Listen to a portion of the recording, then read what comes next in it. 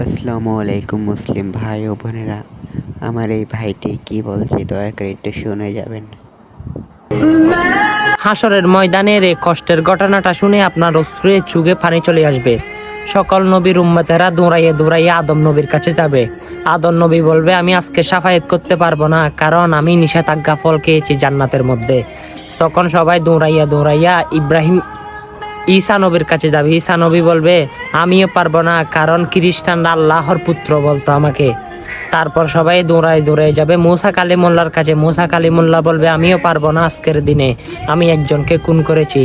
তখন দৌড়াইয়ে সবাই যাবে ইব্রাহিম নবীর কাছে। ইব্রাহিম নবী বলবে, আমি পারবো না, কারণ আমি নিজের ওয়াইফকে, স্ত্রীকে আমার বোন বানিয়েছি নবুরুতের সামনে।